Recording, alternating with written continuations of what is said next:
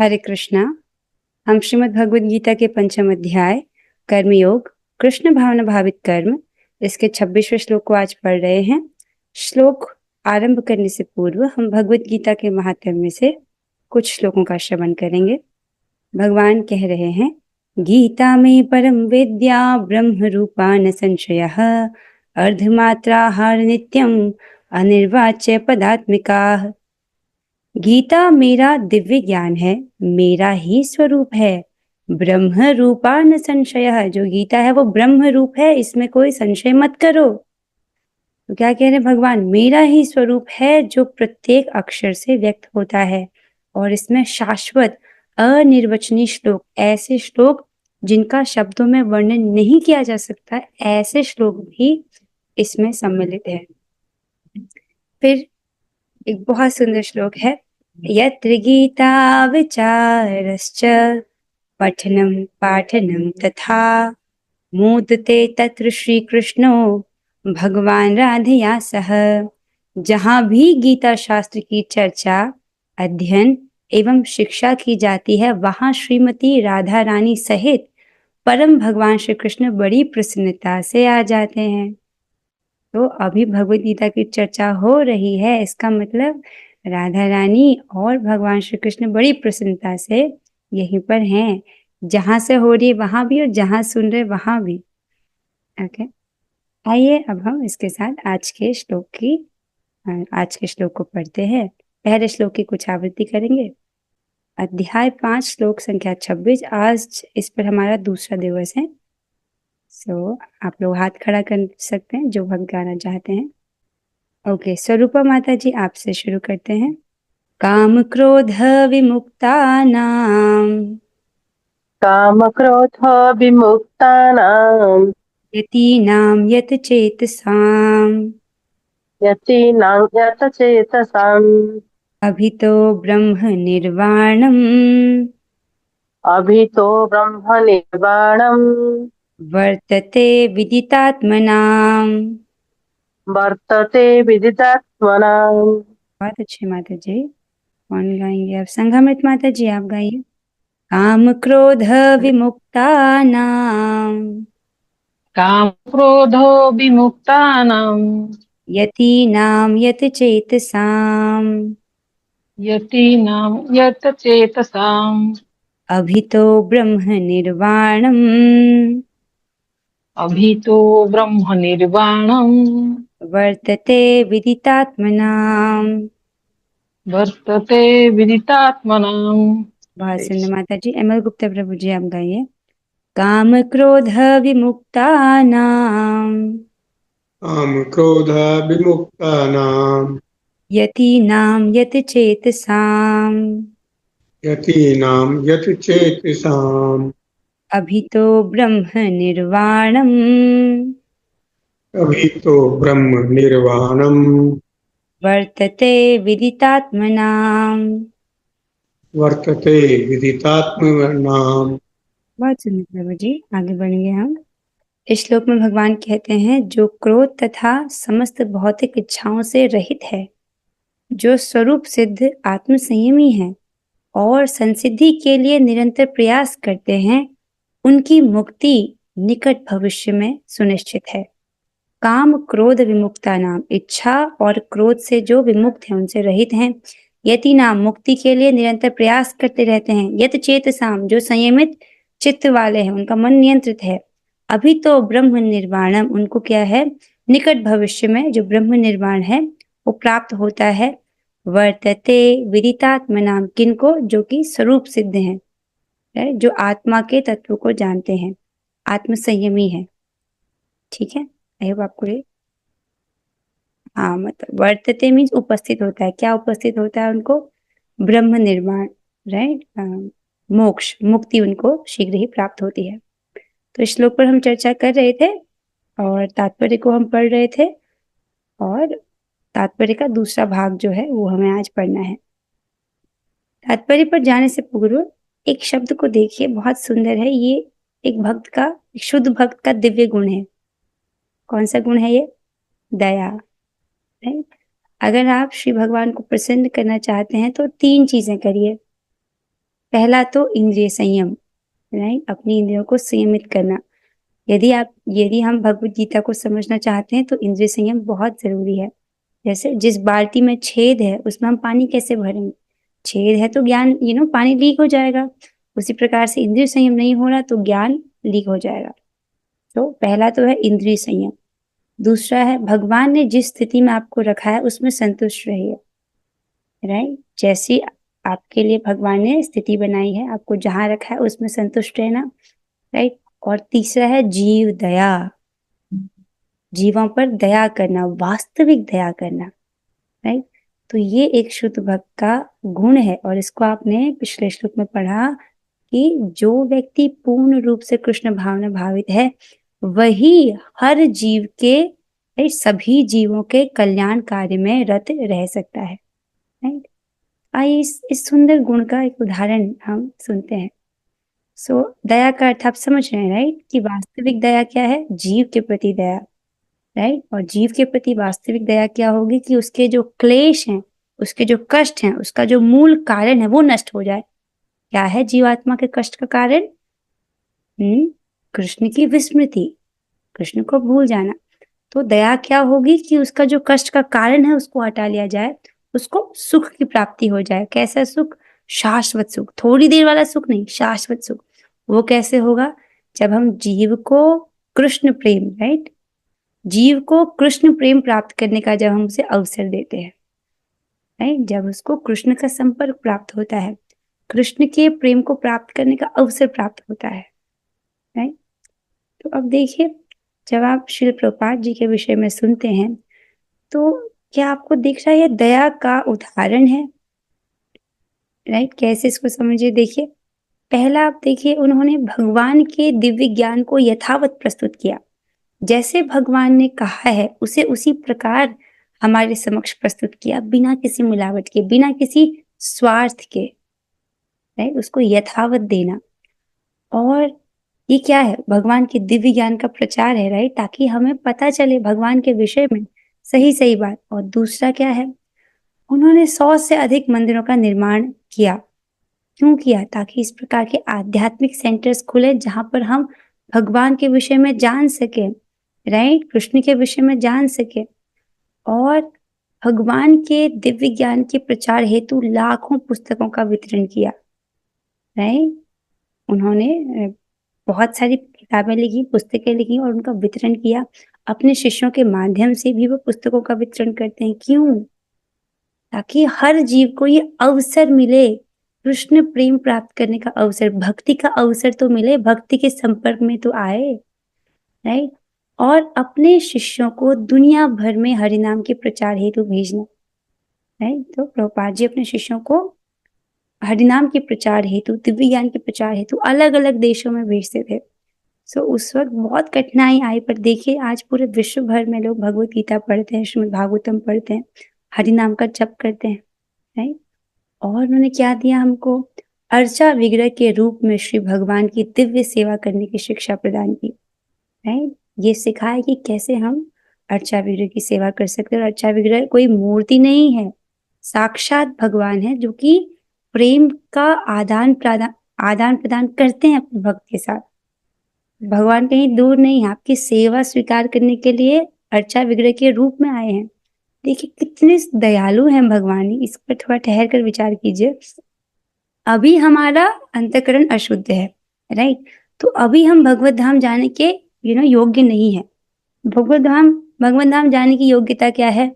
निर्माण मोहा जित संग दोषा अध्यात्म नित्या विनिवृत्त कामा द्वंद्वैर्मुक्ता सुख दुख संगैर गच्छन्ति मूढ़ा पदमव्ययम् तत्। तो ये है भगवत धाम जाने की योग्यता। क्या? निर्माण मोहा, जिसका जो मोह है वो नष्ट हो गया है।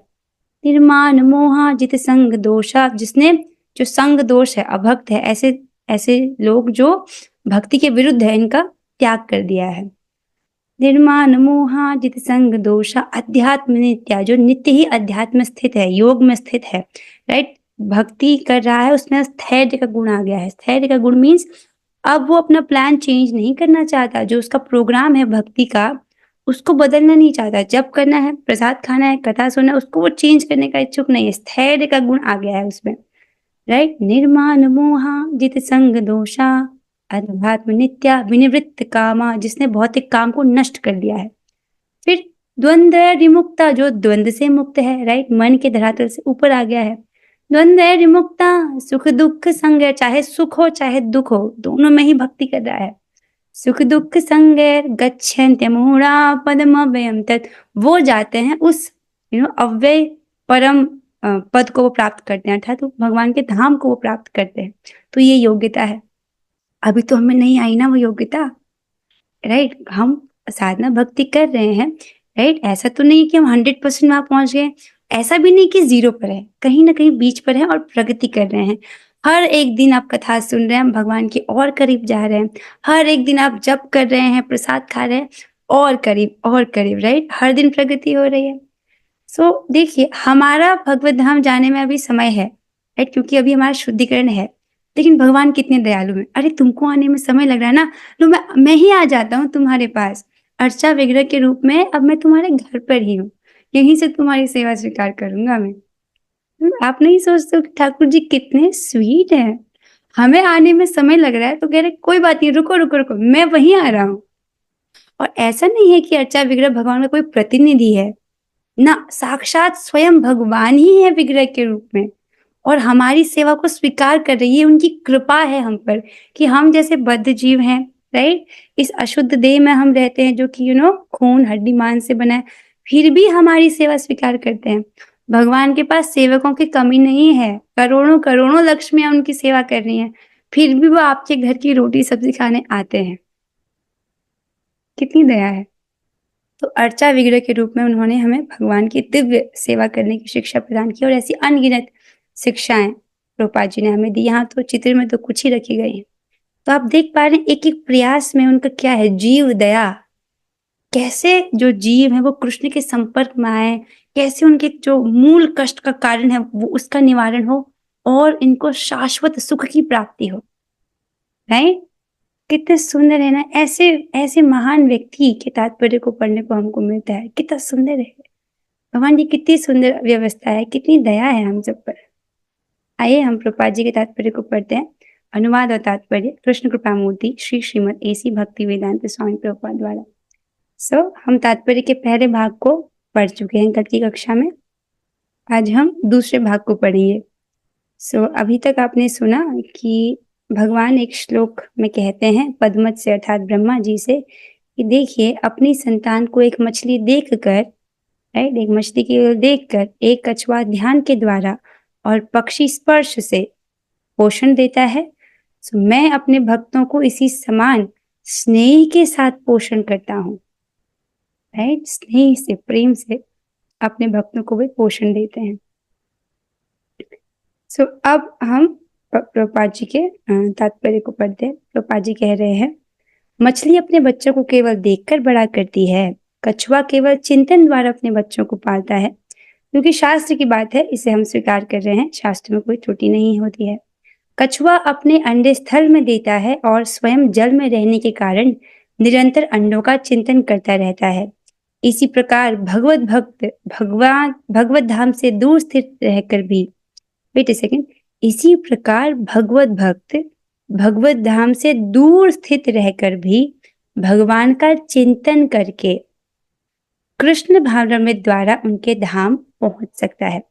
तो प्रभुपाद जी इसको दूसरे एंगल से समझा रहे हैं कि हालांकि हम अभी भगवत धाम से दूर हैं, राइट, जो लोग वृंदावन में नहीं है उनकी बात कर रही हूँ, वृंदावन तो भगवान का धाम ही है, राइट। जो भगवान के धाम से दूर रहकर भी भगवान के चिंतन के द्वारा हम उनके धाम तक पहुंच सकते हैं। उसे भौतिक क्लेशों का अनुभव नहीं होता।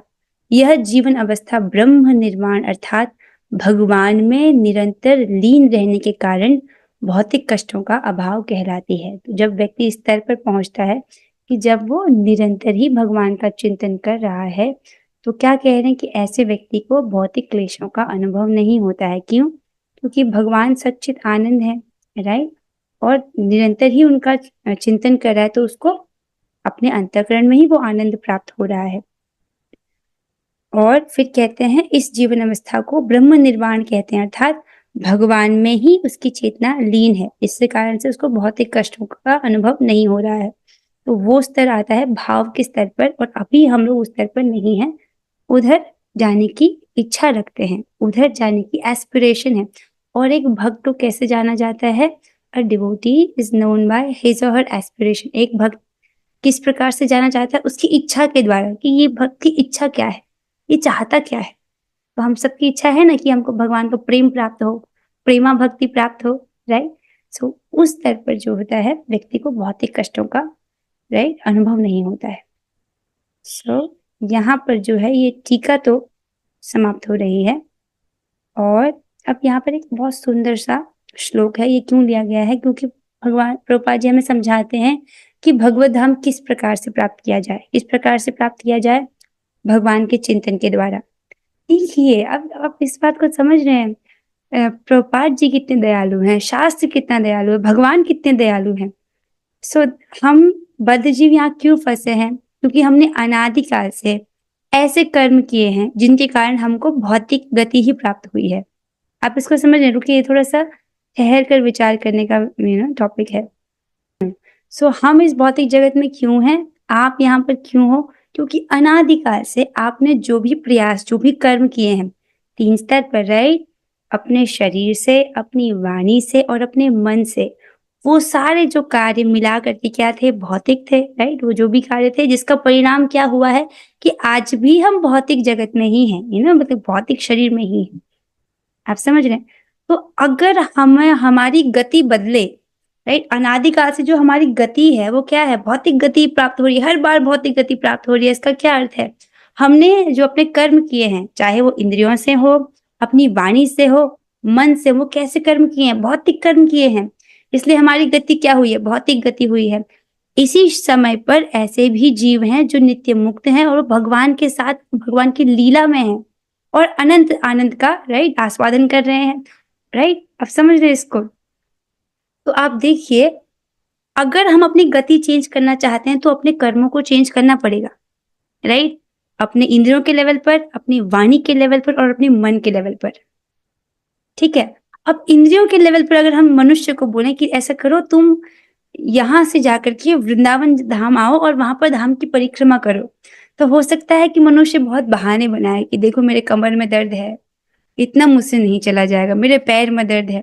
तो फिर उसका थोड़ा आसान लेवल है, ऐसा करो तुम वाणी, राइट, अपनी जो वाणी है उसका प्रयोग करो, केवल कृष्ण के बारे में बोलो, कृष्ण का नाम बोलो। अब ये आसान काम है कि नहीं है? इस लेवल पर कर्म को चेंज करना हर कोई कर सकता है। और इससे भी आसान बोल रहे हैं कि देखो तुम अपने मन में भगवान का चिंतन करो, राइट। मन में भी तो हम बहुत सारी चीजें सोचते रहते हैं। हाँ, जिसका मन नियंत्रण में उसके लिए तो आसान है। तो 3 लेवल पर कार्य है। तो आपको वाणी के लेवल पर बताया जा रहा है कि आप कृष्ण का नाम बोलो। तो यहाँ पर क्या हुआ? अभी तक जो हम भौतिक शब्द बोल रहे थे, भौतिक शब्द बोलने से हमारा जो ईगो है, राइट, ये अहंकार, मिथ्या अहंकार कि मैं शरीर हूँ, ये पोषित होता है। लेकिन जब हम आध्यात्मिक शब्द बोलते हैं तो इससे हमारी जो स्वरूपगत स्थिति है वो पोषित होती है, राइट। आध्यात्मिक शब्द क्या है? भगवान की कथा, भगवान का नाम। तो आपको यही बोलने को बोला जा रहा है कि अपने कर्मों को चेंज करो, एटलीस्ट वाणी के लेवल पर तो करो, राइट। और फिर इस श्लोक में भगवान प्रभुपाद जी बोल रहे तुम अपने मन से भगवान का चिंतन करो, राइट। अब यहाँ पर इसी चीज को कनेक्ट करने के लिए कि भगवान का चिंतन, राइट, भगवान का चिंतन और भगवान के नाम का चिंतन, भगवान और भगवान के नाम तो एक ही है, वो तो अभिन्न है, राइट। इसी चीज को स्पष्ट करने के लिए भक्ति रसामृत सिंधु से एक श्लोक लिया गया है। भक्ति रसामृत सिंधु 233 में बोला गया है। इसमें कृष्ण के पवित्र नाम का स्वरूप ज्ञान इस प्रकार से दिया गया है। क्या बोला गया है? नाम चिंतामणि कृष्णस्य चैतन्य रस विग्रह पूर्णः शुद्धो नित्य मुक्तो अभिनत्वात् नाम नामिनो। क्या कह रहे हैं?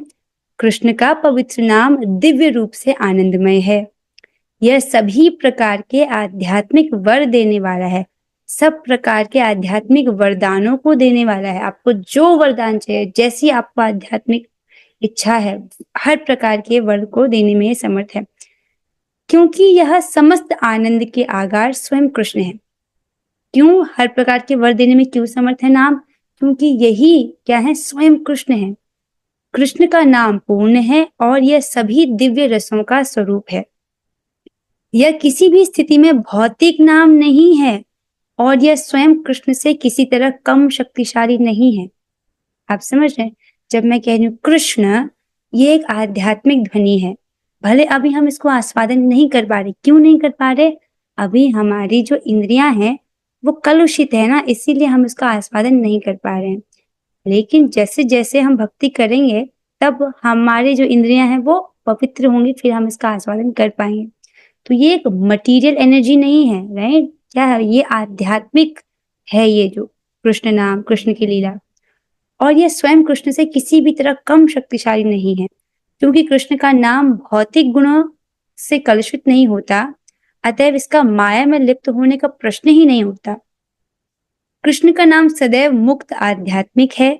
यह कभी भी भौतिक प्रकृति के नियमों द्वारा बद्ध नहीं होता। ऐसा इसलिए है क्योंकि कृष्ण नाम और स्वयं कृष्ण अभिन्न है। इतना आप समझ गए? इतना समझ गए कि जो कृष्ण का नाम है और कृष्ण है वो अभिन्न है, राइट? और कृष्ण का नाम भगवान कृष्ण से कम शक्तिशाली नहीं है, अभी तो उनसे अधिक दयालु है। सो अब जब यहाँ पर बोल रहे श्लोक में कि भगवान का चिंतन करो इज इक्वल्स टू भगवान के नाम का चिंतन करो, राइट?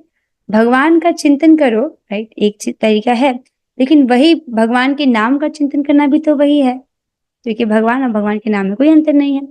तो जो भी आप कार्य कर रहे हो, आप उस वक्त भगवान के नाम का चिंतन कर सकते हो, है कि नहीं? हो गया ना भी आसान। अगर आपको बोलता कि आप कोई और नई क्रिया करो तब आपको मुश्किल लगता, लेकिन आपको कह रहे हैं कि आप जो क्रिया कर रहे हो वो, जैसे कि खाना बनाना, आप एक जगह से दूसरी जगह जा रहे हो, घर में सफाई कर रहे हो, कपड़े, मतलब जो भी आपका घर में काम है या बाहर काम है वो कार्य करो, लेकिन चिंतन आप भगवान के नाम का करो या भगवान का करो। कोई और क्रिया बोलती तो आपको बड़ा मुश्किल लगता है, लेकिन वही क्रिया है, लेकिन नाम चिंतन आपको भगवान का करना है। तो ऐसा जो व्यक्ति है, ऐसा जो व्यक्ति करता है उसको भगवान के धाम की प्राप्ति होती है। ये प्रभुपाद जी कह रहे हैं, देखिए। सो इस तरह क्या है कि इसी प्रकार भगवत भक्त भगवत धाम से दूर स्थित रहकर भी भगवान का चिंतन करके कृष्ण भावना में द्वारा उनके धाम पहुंच सकता है। एक तरीके से धाम किस प्रकार पहुंचता है उसका टिकट प्रभुपाद जी हमें बोल रहे हैं। अब समय अधिक हो गया है, कुछ प्रश्न थे पर हम उस प्रश्न को भी नहीं ले पा रहे हैं। और दामोदर अष्टकम हमको भी करना है। मैं सोच रही हूँ कि एक प्रश्न ले लेते हैं, बहुत महत्वपूर्ण है। सो एक पहला वाला प्रश्न ले लेते हैं। सो पहला प्रश्न है, मोक्ष के लिए सतत प्रयत्नशील रहने वाले साधु पुरुषों में से जो कृष्ण भावना भावित होता है वह सर्वश्रेष्ठ है, ऐसा क्यों कहा गया है?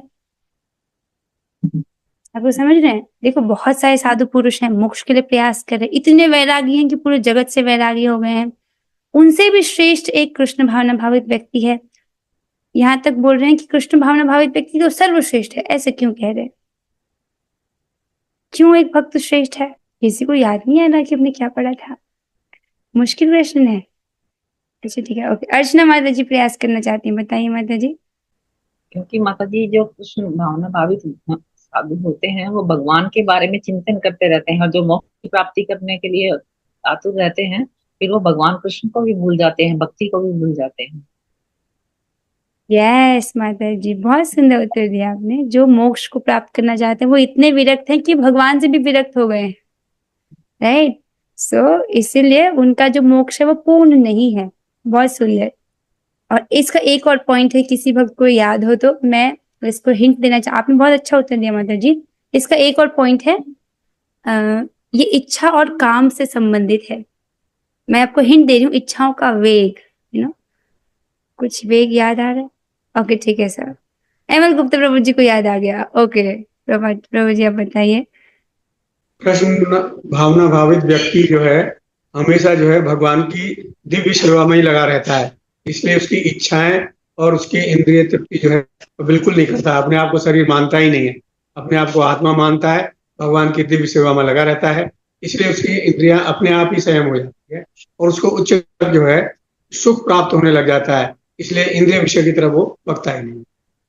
बहुत सुंदर प्रभु जी, आपने तो बहुत अच्छा उत्तर दिया। So this is very nice कि इस प्रकार से जो भक्त है भगवान की दिव्य सेवा में रत रहता है और इस प्रकार से क्या होता है उसको दिव्य आनंद मिलता है और इससे क्या होता है जो इस प्रकार की इच्छाएं होती हैं सकाम कर्मों से उत्पन्न जो इच्छाएं होती हैं उनको वो समूल नष्ट करने में समर्थ हो पाता है, राइट? जिसको बड़े बड़े योगी जन के लिए भी जो इसको कंट्रोल कर पाना सहन कर पाना कठिन है। इसलिए क्या है एक कृष्ण भावना भावित व्यक्ति सर्वश्रेष्ठ है। बहुत सुंदर उत्तर, बहुत अच्छा आप लोगों ने प्रयास किया। अब दूसरे प्रश्न को हम ठीक है, दूसरा प्रश्न बहुत आसान है, चलते हैं इस पर। मनुष्य किस प्रकार भगवान के धाम पहुंच सकता है? तात्पर्य के आधार पर बताएं। ओके, ये तो आसान प्रश्न था ना। अरे गुप्ता प्रभु जी, आप तो उत्तर दे ही चुके हैं। हम चाह रहे कोई और भक्त भी। अरे बताओ हम भगवान के धाम को कैसे पहुंच सकते हैं? अच्छा ठीक है, फिर हम एमएल गुप्ता प्रभु जी नहीं, हम अर्चना माता जी की तरफ चलते हैं। अर्चना माता जी, आप बताइए इस प्रश्न का क्या उत्तर है? माता जी अपने इंद्रियों को वश में करके भगवान की सेवा करके जप करके हाँ, इंद्रियों को वश में करके भगवान की जप करके सेवा करके। ओके, आपने सही उत्तर दिया, लेकिन तात्पर्य के आधार पर बताना है कि तात्पर्य में आज हमने पर्टिकुलरली क्या पढ़ा। संतोष प्रभु जी, आप बताइए। आज हमने पढ़ा उसके तात्पर्य के हिसाब से जो व्यक्ति सन्यासी जो सतत प्रयास से क्रोध काम और वासनाओं पर विजय पा लेते हैं एवं जो अपने मन को वश में कर आत्मलीन हो जाते हैं इस जन्म में ही माया शक्ति से मुक्त होके भगवान को भगवत प्राप्ति करते हैं।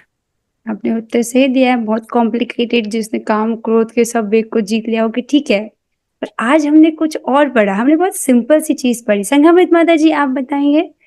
सर जी, आप बोले थे भगवत धाम से दूर रहकर भगवान को निरंतर चिंतन करके कृष्ण भावना होकर भगवत धाम पहुंच सकते हैं।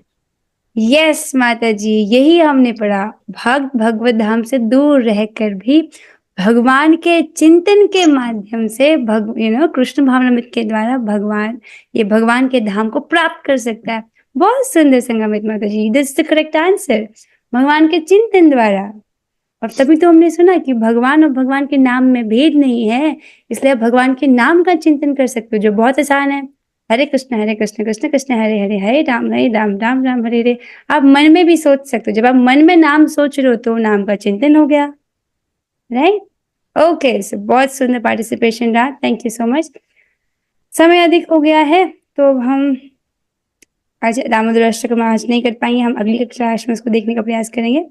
अब हम 3 बार हरे कृष्ण महामंत्र बोलेंगे। हरे कृष्णा कृष्ण कृष्णा हरे हरे, हरे राम राम राम हरे हरे। हरे कृष्णा कृष्ण कृष्ण हरे हरे, हरे राम राम राम हरे हरे। हरे कृष्णा कृष्ण कृष्ण हरे हरे, हरे राम राम राम हरे हरे।